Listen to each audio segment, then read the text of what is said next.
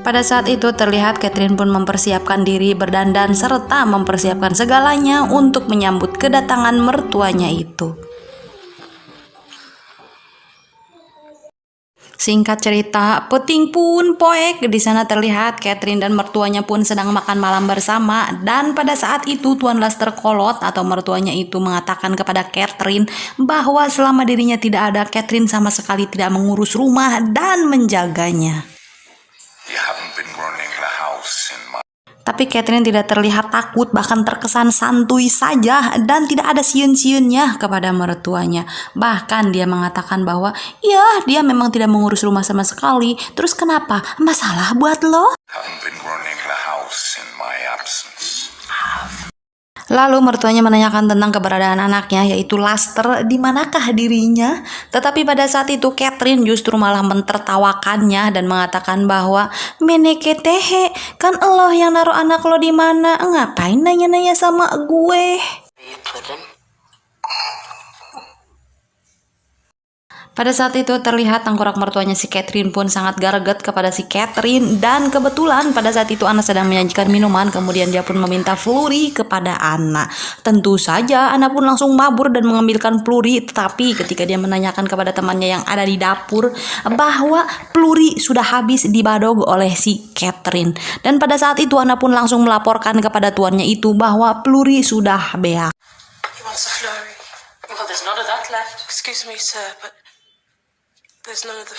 Tentu saja Tuan Boris Lester pun atau mertuanya si Catherine pun ngadat dan menanyakan kepada Anna siapakah yang sudah menghabiskan pelurinya itu, karena dia masih sangat ingat betul bahwa ketika dia akan mabur ke London pelurinya masih sangat banyak. Tetapi pada saat itu alangkah belegugnya si Anna, dia malah memilih untuk diam dan cicing, padahal dia nyaho yang menghabiskan pelurinya adalah si Catherine.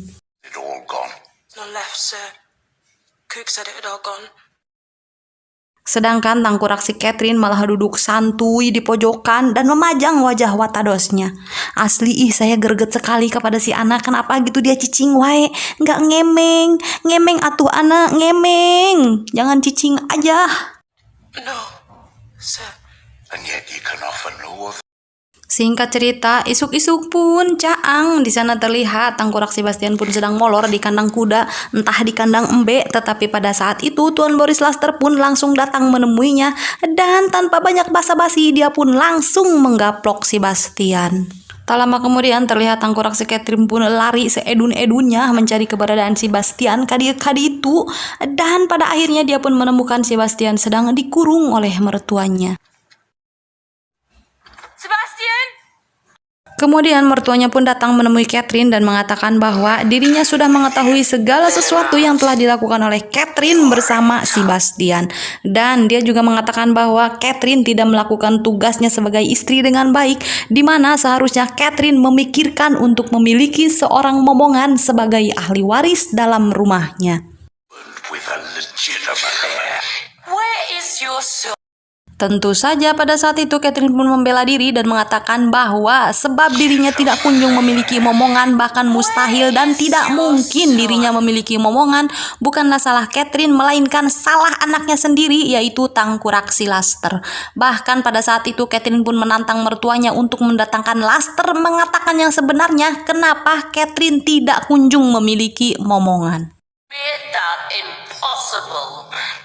Tapi pada saat itu Tuan Boris Lester tetap bersikukuh menyalahkan Catherine, dan bahkan dia tidak terima jika anaknya yang disalahkan oleh Catherine. Hingga pada akhirnya dia pun menggaplok si Catherine. Let him out. Setelah digaplok oleh Tuan Lester, terlihat Catherine pun sedang ngabagug dan ngalamun seolah dirinya sedang memikirkan dan merencanakan sesuatu. Sedangkan tangkurak Sebastian, dia pun sedang ngagoler tak berdaya di jero kandang. Singkat cerita, isuk-isuk pun caang kembali. Di sana terlihat Tuan Lester pun sedang ngebacotin si Catherine, tetapi seperti biasa tangkurak si Catherine pun santuy saja dan tidak terlihat ada siun-siunnya. Hingga pada akhirnya saking gregetnya Tuan Lester, dia pun pergi dari meja makan itu.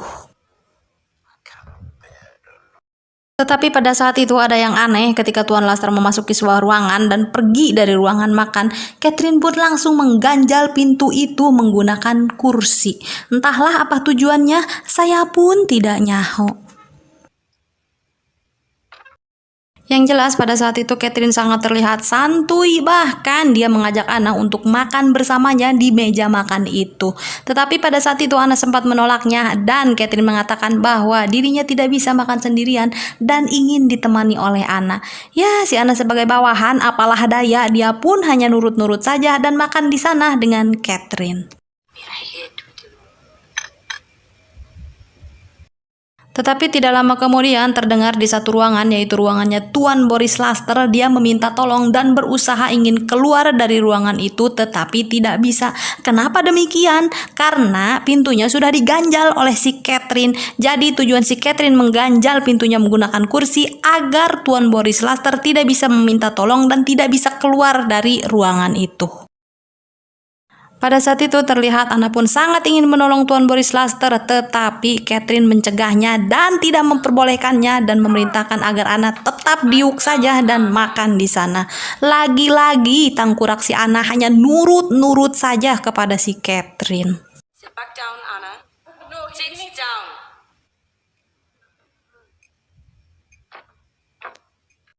Jadi sebenarnya makanan Tuan Boris Laster itu sudah dicampur menggunakan rucan oleh si Catherine, dan pada saat itu terlihat Anna pun memegangi perutnya dan merasa kesakitan, dan ternyata si Anna pun sudah dirucani oleh si Catherine, tetapi rucan yang diberikan kepada Anna tidaklah membuat si Anna modar, melainkan hanya membuat Anna tidak bisa ngemeng.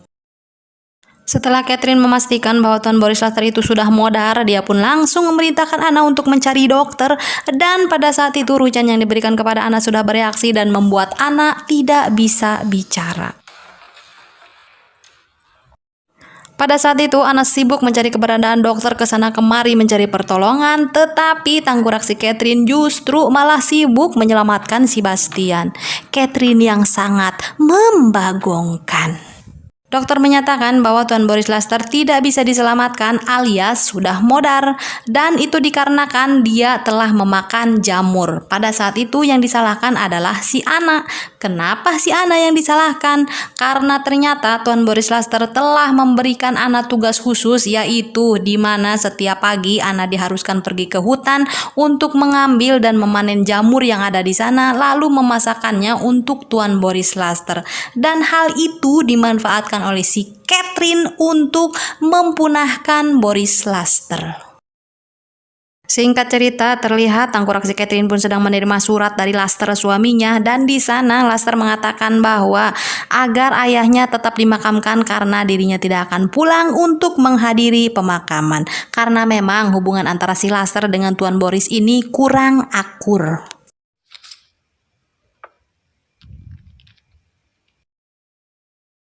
Di keesokan harinya terlihat Catherine pun langsung melaksanakan upacara pemakaman mertuanya tanpa kehadiran suaminya, yaitu Laster.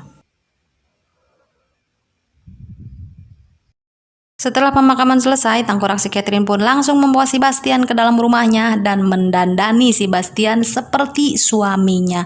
Bahkan dia memerintahkan kepada seluruh pelayan agar memperlakukan si Bastian seperti tuannya. Tak lama kemudian terlihat Catherine pun memanggil Anna, tetapi pada saat itu Anna tidak sama sekali menyautnya, dan ternyata tujuan Catherine memanggil Anna untuk memastikan apakah si Anna sudah benar-benar tidak bisa ngemeng atau belum. Dan ketika dia mengetahui bahwa si Anna sudah tidak bisa ngemeng, dia pun langsung mengatakan kepada Anna bahwa tugas Anna akan digantikan oleh pelayan lain.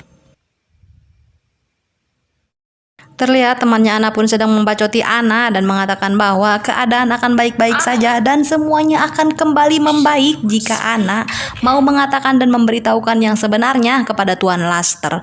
Karena sebentar lagi Tuan Laster akan segera pulang. Tetapi masalahnya Pulgoso, si Anna itu sudah tidak bisa ngemeng. Jadi bagaimana kumaha atuh bro? Anna, I wish that you would speak again. Singkat cerita, isuk-isuk pun Caang kembali. Di sana terlihat Catherine pun sedang memberitahukan kepada Sebastian bahwa tangkurak si Anna sudah tidak bisa ngemeng dan tidak akan pernah bisa memberitahukan kebenarannya kepada Tuan Laster. Peting pun poek kembali. Pada saat itu terlihat Catherine dan Sebastian pun melakukan adu gabrut. Tetapi setelah mereka beradu gabrut, entah karena mereka terlalu gobloy, atau karena terlalu keenakan, atau justru karena terlalu kecapean, mereka pun ketiduran. Dan di tengah-tengah molornya, Catherine dibangunkan oleh suara kuda, dan ketika dia lihat ke jendela, alangkah terkejutnya dan kagetnya si Catherine, ternyata suaminya sudah kembali pulang. Tentu saja pada saat itu Catherine pun langsung bergegas membangunkan Sebastian dan menyembunyikannya di weceret. Kemudian dia pun langsung membereskan tempat tidurnya dan berakting seolah-olah dia sedang menunggu kedatangan Laster suaminya. Padahal dia habis adu gabrut sama Sebastian. Dasar cewek bangke.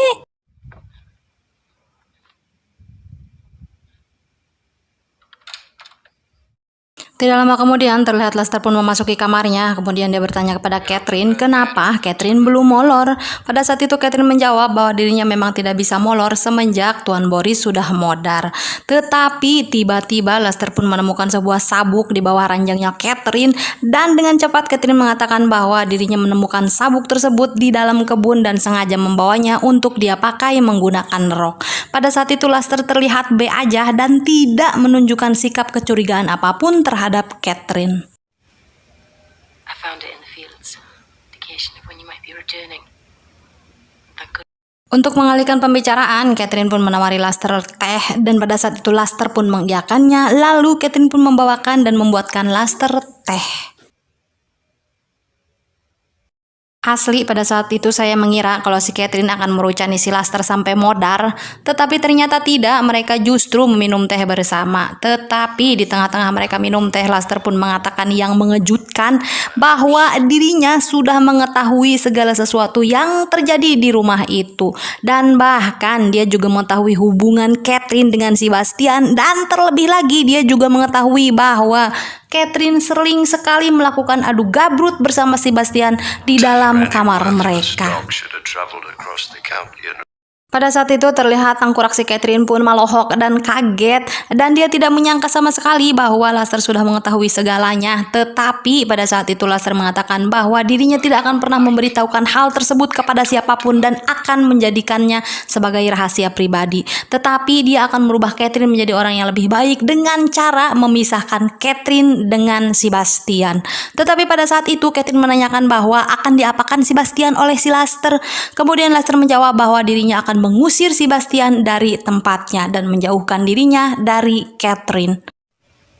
And how will I alter my behavior, sir? Dan tentu saja tangkurak si Catherine yang sudah ketagihan melakukan adu gabrut bersama Sebastian pun tidak terima kalau dia akan dipisahkan dengan Sebastian oleh Lester. Hingga pada akhirnya dia pun melakukan hal yang nekat, yaitu mengeluarkan Sebastian yang dia sembunyikan di weceret. Lalu mereka berdua pun melakukan adu gabrut di depan Lester.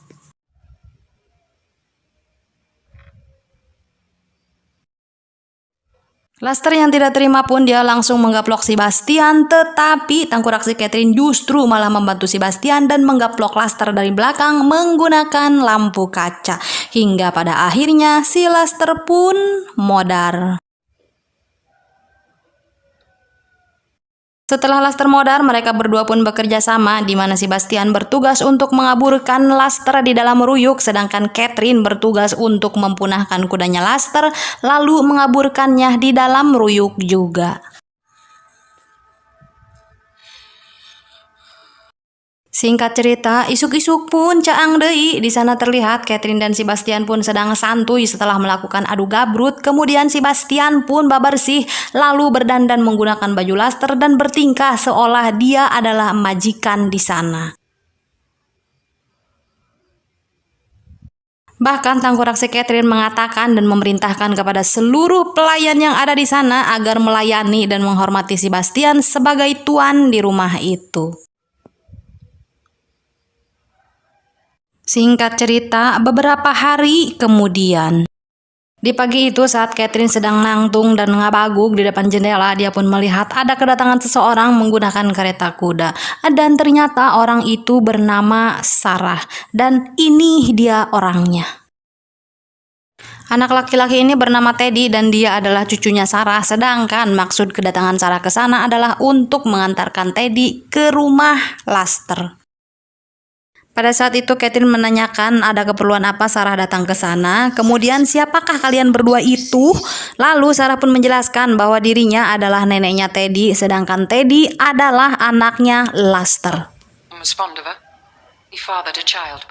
Sarah juga mengatakan bahwa Teddy adalah satu-satunya ahli waris yang sah di keluarga Laster dan dia juga memiliki seluruh bukti dokumen yang menyatakan bahwa Teddy benar-benar anak Laster. Was careful to draw up papers. Tentu saja pada saat itu Catherine pun tidak percaya, termasuk saya sendiri pun tidak percaya. Bagaimana bisa tangkurak si Laster bisa punya anak si Teddy, sedangkan untuk berhubungan adu gabrut saja si Laster tidak mau dan tidak bisa melakukannya. Kan ini benar-benar di luar nurul saya. Kemudian Sarah pun menjelaskan bahwa Laster sangat mencintai anaknya, yaitu ibunya si Teddy, yang kemudian si Teddy sebagai anak tirinya Laster pun diangkat oleh Laster menjadi anak sahnya dan diberikan seluruh dokumen yang sah dan dinyatakan sebagai ahli waris dari keluarga Laster. My husband had no ward. Mr. Lester knew my daughter and was fond of her. Pada saat itu Catherine mengatakan kepada Sarah bahwa Teddy tidak berhak menuntut hak apapun dari dirinya, termasuk seluruh warisan yang ditinggalkan oleh Boris Laster, karena suaminya si Laster masih hidup. Padahal tangkurak si Catherine sudah mempunahkan si Laster dengan tangannya sendiri. Tetapi pada saat itu Sarah mengatakan bahwa beberapa minggu ini Laster tidak ada kabar, bahkan tidak ada menemui Teddy ke rumahnya, dan dia tidak diketahui keberadaannya di mana dan dianggap menghilang dan sudah dianggap modar. Maka dari itu si Teddy datang ke sana untuk meminta dan memenuhi haknya sebagai ahli waris.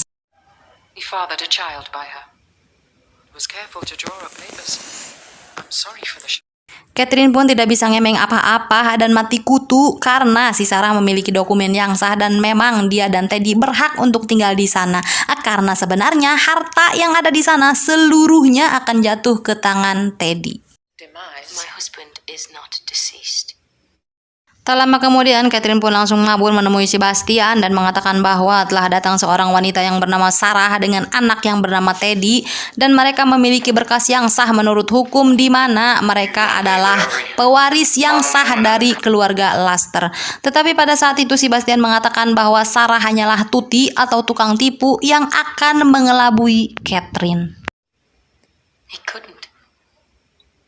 Singkat cerita, peting pun poek. Pada malam itu terlihat Catherine, Sarah, serta Teddy pun sedang makan malam bersama. Dan saat itu tangkurak si Sarah pun sudah mulai singing kepada si Catherine dengan mengatakan bahwa Catherine harus mabur dari kamarnya dan pindah, serta kamar tersebut akan ditempati oleh Teddy. Karena yang lebih pantas menempati kamar itu adalah Teddy. Karena Teddy adalah pewaris yang sah dari keluarga Laster.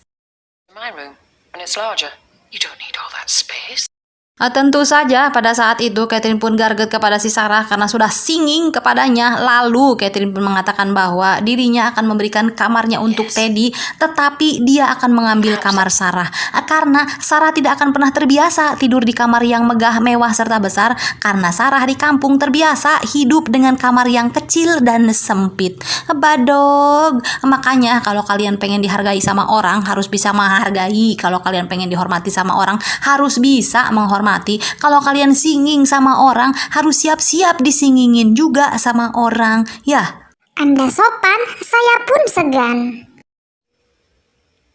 Yes. Perhaps I'll take your room. Singkat cerita, isuk-isuk pun caang kembali. Di sana terlihat Catherine dan Teddy pun sedang main bersama dan hal tersebut terlihat oleh Sebastian. My mother told me. Terlihat Catherine pun sudah mulai menyayangi dan menerima Teddy seperti anaknya sendiri, dan di malam harinya Catherine pun terlihat mengisyaratkan bahwa dirinya sedang hamil. Take some long walks and teach us the names of the birds. Tetapi di sisi lain, tengkorak Sebastian pun merasa terpuruk karena kedekatan Catherine dengan Teddy. Bahkan saat Catherine datang menemuinya, Sebastian pun menolak dan mengatakan agar Catherine urus saja si Teddy dan jangan memperdulikannya. Lalu Sebastian pun mengatakan bahwa Catherine jangan pernah menemuinya sebelum si Teddy mabur dari rumah itu.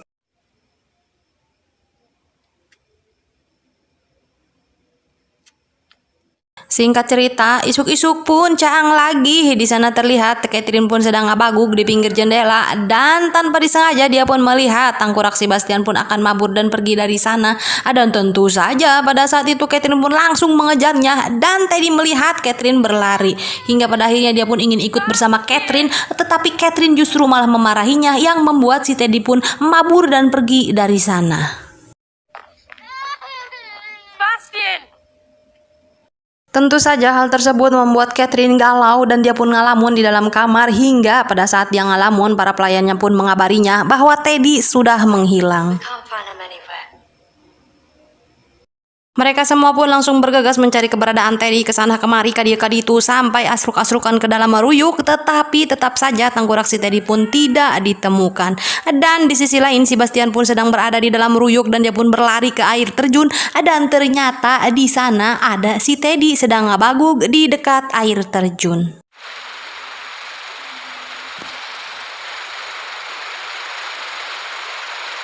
Singkat cerita, peting pun poek lagi. Terlihat di sana mereka semua sedang ngalamun dan ngabaguk memikirkan di manakah sebenarnya si Teddy. Kemudian tiba-tiba datanglah Sebastian menjadi pahlawan kesiangan dengan memangku dan membawa si Teddy yang sudah pingsan dan dalam keadaan basah kuyup.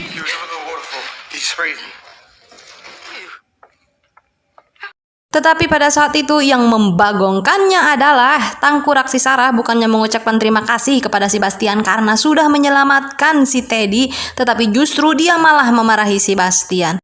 How dare you walk into this house and give orders? Tentu saja pada saat itu Sebastian pun marah dan kalau saya jadi Sebastian pun saya juga akan marah. Pada saat itu Sebastian pun langsung mabur dan pergi dari sana, yang kemudian Catherine pun langsung menyusul dirinya. Dan pada saat itu Sebastian mengaku kepada Catherine bahwa sebenarnya yang mendorong si Teddy ke air terjun adalah dirinya. Dan Sebastian merasa takut jika Teddy sadar maka dia akan mengatakan yang sebenarnya kepada semua orang. Pada saat itu Catherine pun meyakinkan bahwa semuanya akan baik-baik saja dan Sebastian mempercayakan semuanya kepada Catherine. One step behind him. Singkat cerita, terlihat tengkorak si Sarah pun sedang menunggu Teddy yang sedang tertidur dan pingsan. Kemudian Catherine mengatakan kepada Sarah agar Sarah beristirahat terlebih dahulu dan dirinya yang akan menggantikan menjaga Teddy. Pada saat itu Sarah sempat menolaknya, tetapi Catherine meyakinkan bahwa Teddy akan baik-baik saja dan dia akan benar-benar menjaganya. Pada saat itu Sarah pun percaya dan dia pun pergi dan molor. Lie down for a while. I'll sit up with him. Setelah Catherine memastikan kalau Sarah sudah molor, dia pun langsung memasukkan Sebastian ke sana. Lalu mereka pun mulai bekerja sama untuk mempunahkan si Teddy. Hingga pada akhirnya Teddy pun tamat.